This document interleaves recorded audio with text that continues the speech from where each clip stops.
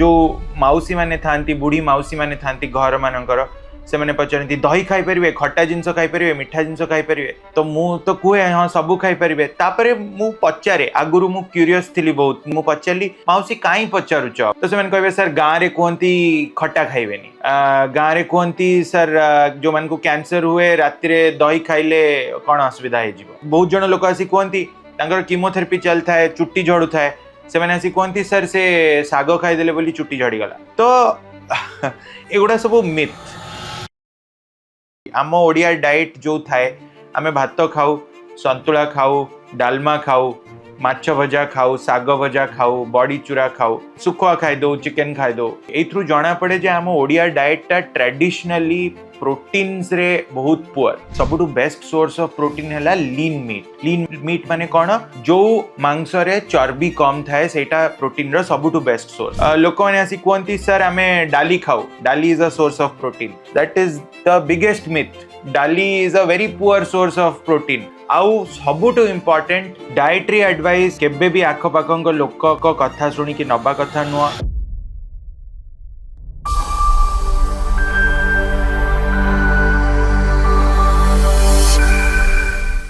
नमस्कार, मो ना डॉक्टर राहुल जेना। मु भुवनेश्वर जड़े कंसल्टेंट यूरो ऑन्कोलॉजिस्ट। बहुत थर लोक मैंने आसी पचारती सर यांकर मु जो मानकर ऑपरेशन करी थाए किंबा कीमोथेरेपी ड्रग दे थाए किंबा रेडिएशन चल थाए, हार्मोन ट्रीटमेंट चल थाए कैंसर पाई, आसी पचारती सर ये कौन खाई परिवे। मु कहबी सबू खाई परिवे।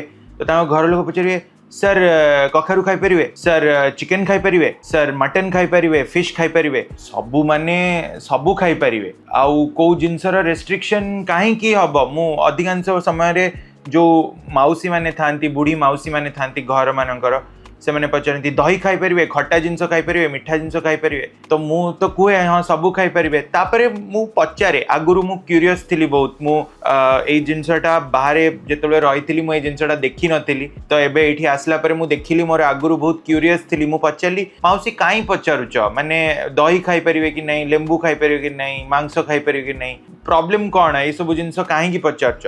तो से मैंने कहबे सर गाँ रे कहती खट्टा खाइबेनी, गाँ रे कहती सर जो मान को कैंसर हुए राति रे दही खाइले कौन असुविधा है जीव। बहुत जन लोक आसी कहती तांकर कीमोथेरेपी चल थाए, चुट्टी झड़ू थाए, से मैंने आसी कहती सर से साग खाईदेले बोली चुट्टी झड़ीगला। तो एगुड़ा सब मिथ। एई विषयटा बुझेबाकू मु आपनकू गोटे ओडिया डाइट विषय कहबी। आम ओडिया डाइट जो थाए आमे भात खाऊ, संतुला खाऊ, डालमा खाऊ, माछ भजा खाऊ, साग भजा खाऊ, बड़ी चूरा खाऊ, सुखुआ खाई दो, चिकेन खाई दो। बट आम ओडिया डाइट को जिते आप देखिए मेजोरिटी आम डाइट रो कौन थाए भात, नेक्स्ट मेन टा कौन थाए डाली, नेक्स्ट मेन थाए परिवा तरकारी, माछ 2 खंड थाए, चिकेन 4 खंड थाए।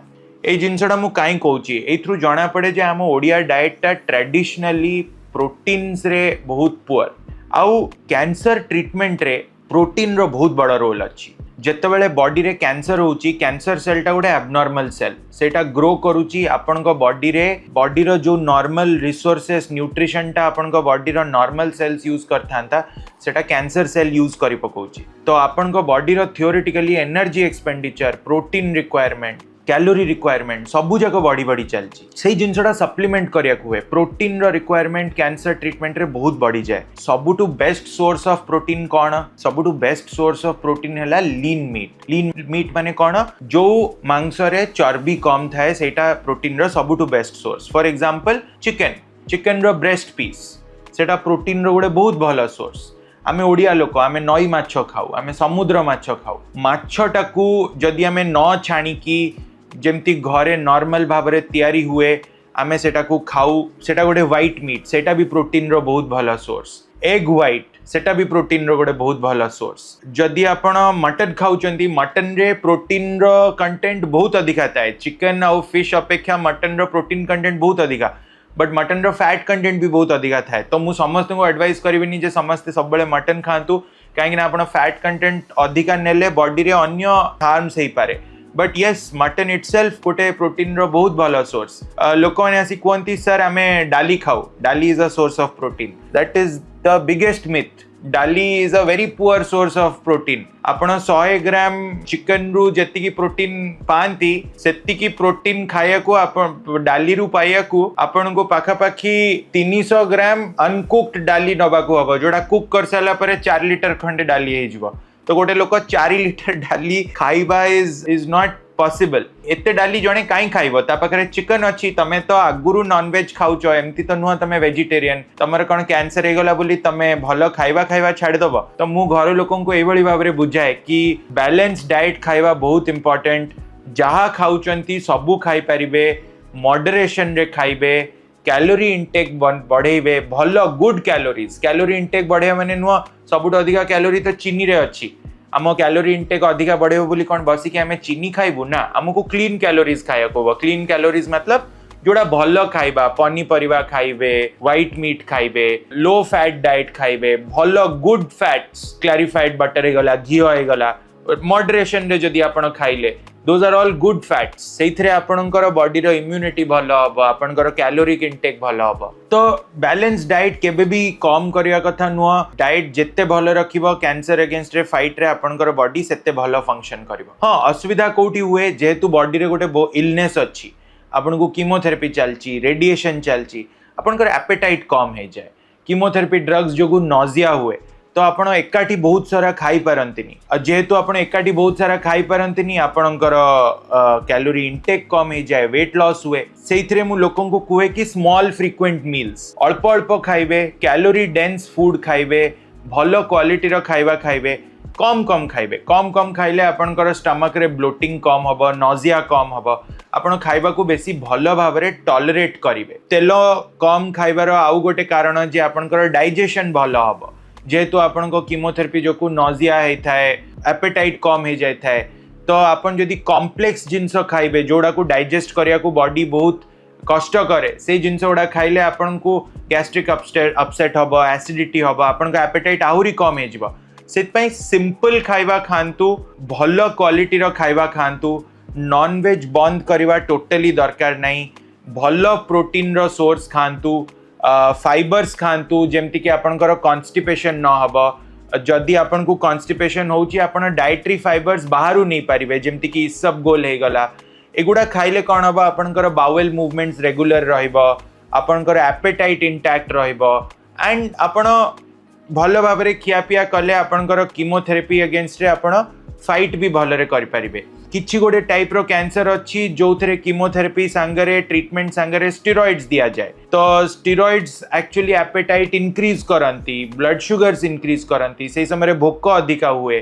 तो बहुत गुडे एमती कैंसर अछि जार ट्रीटमेंट बेले आपनकर एपेटाइट बढ़ी जाए आपण खाई की वेट गेन करंती but that is also not a healthy weight gain काहेकि ना सेटा आपनकर बॉडी रे स्टेरॉइड्स आर्टिफिशियली आपनकर एपेटाइट टाको इंक्रीज करूची तो सही सिचुएशन रे आपन को आपनकर डाइट रेस्ट्रिक्शन करिया को हबो प्रोटीन कंटेंट ठीक रखिया को हबो but sugar carbohydrate related calories कम करिया को हबो so in summary what is important is कि कैंसर ट्रीटमेंट बेले किछि भी जिंस आपन को पई मना नहीं सबु जिंस खाई परिबे मॉडरेशन रे खाई परिबे क्वालिटी ऑफ फूड को ध्यान दियंतु जदि आपण आगुरु किछि गोटे जिंस खाउचंती खाइया को भलो पाउचंती फॉर एग्जांपल माछ चिकन मटन तो सेगुड़ा आपन को कहीं बंद करिया को कहबेनी अंटिल एंड अनलेस आपन को डॉक्टर एक्सप्रेसली कहूची कि एतिकी दिन पई ए जिंस गुड़ा खांतुनी तो आपन को कहीं से जिंस गुड़ा बंद करिया को कहबेनी आ आपन को बंद करिवा कथा भी नुह आउ सबुठु इम्पोर्टेंट डाइटरी एडवाइस केबे भी आखपाखंग लोक कथा शुणी कि नबा कथा नुह आपण जेकोसी भल कैंसर हॉस्पिटल जिबे सेठी गोटे डाइटिशियन थिबो जे आपन को डाइट चार्ट बने कि दबो किछि भी डाउट हबो डॉक्टर को पचारंतु जेमति कि मो पेशेंट मते पचारंती एंड डॉक्टर जहा कहूची सेटा को मानंतु अन्य मानक कथा शुणी कि भल भल जिंस खाइबा बंद करंतुनी जोटा आपन को भल लागे सेटा बंद करंतुनी कैंसर रो ट्रीटमेंट रेडिएशन केमोथेरेपी एटा बाय देमसेल्फ से माने आम पई गोटे बहुत स्ट्रेसफुल परिस्थिति सृष्टि करंती आउ आम भितर जो लोक मान को खाइया को भल लगे स्वादिया खाइबा को भल लगे जदि आमे जानी जानी कि सेई जिंस गुड़ा भी बंद कर दबु ताले आम आम जीवन रे खुशीटा बहुत कम हो आम ट्रिटमेंट बेले जिते खुशी रहबू सेते भलरे आम ट्रिटमेंट को बेयर कर पारिबू। सेति पई भल हेल्दी बैलेंस डाइट खाइबा बहुत इंपोर्टेंट।